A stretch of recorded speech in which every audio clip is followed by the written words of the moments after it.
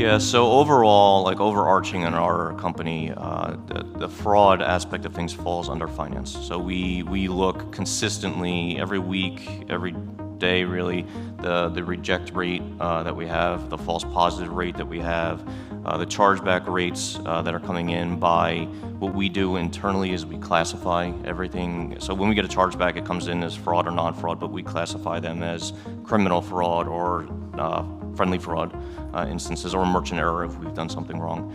And in those cases, it gives us visibility to know specifically where those chargebacks are coming in and what the reasons are based on our order notes, our experience with that customer.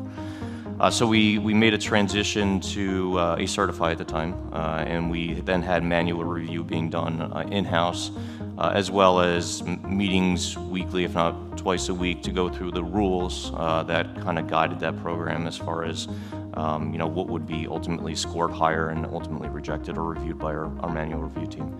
That was extremely tedious to keep up with that, especially in our industry where the events are constantly changing and changing those rules. And then we fully transitioned over to Riskified in the end. So we're fully automated now. When a decline happens, we do go back and look to make sure that there's not false positives in there. But for the most part, the process is pretty automated. Probably the most important thing from my perspective when I'm reviewing something that somebody comes with as far as a potential priority or strategic initiative is the ROI. So it's extremely important to put forward your idea and at the same time understand what the impact to the organization is and what the impact is to the bottom line.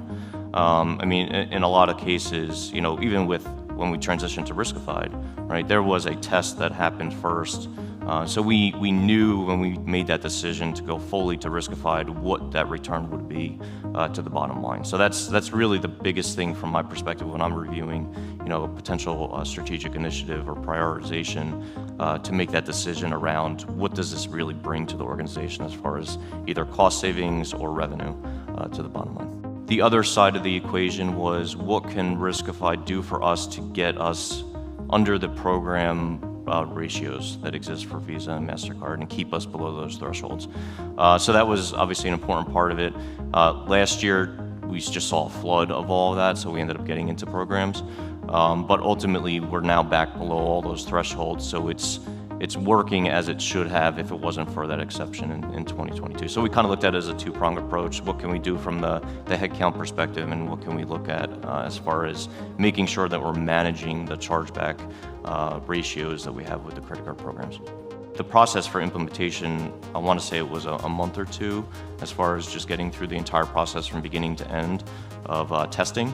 And then the process from going from declined a certified transactions to all of our transactions was almost a flip of a switch. Prior, we had probably 20% in criminal fraud, and we were able to reduce it to 5 to 10% of our chargebacks coming in as criminal fraud.